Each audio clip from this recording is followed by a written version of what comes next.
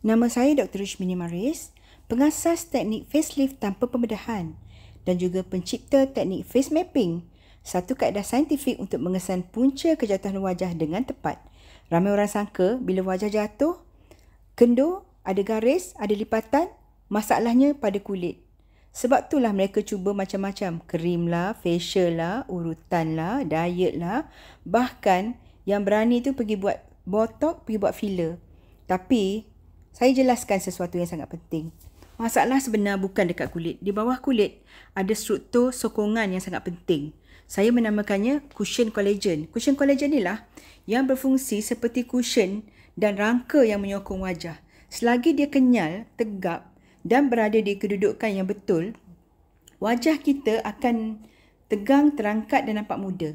Tapi bila usia meningkat, tekanan hidup pun bertambah, hormon berubah. Sebab inilah struktur tu pun berubahlah bentuk. Dia jadi keras, mendap dan jatuh. Jadi, apabila cushion collagen ni jatuh, muncullah smile line yang dalam, wajah jadi kembang, kehilangan V-shape, pipi jatuh dan lipatan-lipatan yang kita sangka berpunca dari kulit. Sebenarnya, garisan tu berpunca dari dalam, bukan dari luar. Inilah penemuan hasil penyelidikan dan pengalaman klinikal saya yang bertahun-tahun. Dan inilah yang saya kongsikan apabila saya dijemput ke stesen radio dan TV untuk menjayakan perkongsian-perkongsian tentang kecantikan dan kesihatan. Dan dari situ saya telah memperhalusi satu teknik semula jadi untuk membetulkan kembali kedudukan cushion collagen ni. Tanpa pembedahan, tanpa botox, tanpa filler, tanpa toksin. Saya memang tak minat filler, tak gemar sebab filler ni mengubah wajah. Dan apa-apa yang mengubah wajah asli seseorang bukanlah falsafah kecantikan saya. Falsafah saya ni sangat jelas ya. Kembalikan wajah ke bentuk asal, bukan tukar wajah jadi orang lain. Contohnya lah, kalau kakak ni, dia datang dengan wajah yang nampak kembang. Masalahnya bukan sebab dia gemuk atau tak jaga makan. Masalahnya ialah cushion collagen di bahagian bawah wajah tu dah jatuh.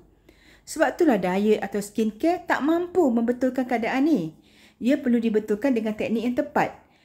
Kat sini peranan face mapping. Di sinilah peranannya face mapping ni. Kita akan kenal pasti di mana punca sebenar kejatuhan dan membetulkannya secara tepat dan selamat. Dan bila anda lihat hasilnya, tengok ni, anda akan terkejut. Sebab tu kalau anda datang ke event-event saya, dia bukan sekadar merawat. Ini adalah sesi perkongsian ilmu, pendedahan dan transformasi.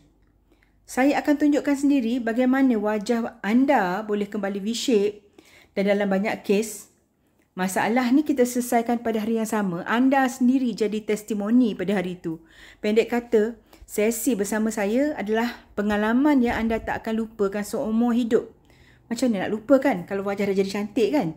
Kerana anda bukan saja dapat perubahan pada wajah, tapi faham tentang falsafah kecantikan yang sebenar, yang betul. Terima kasih tahu sebab sudi menonton dan saya tak sabar untuk berjumpa anda dengan cara bersemuka.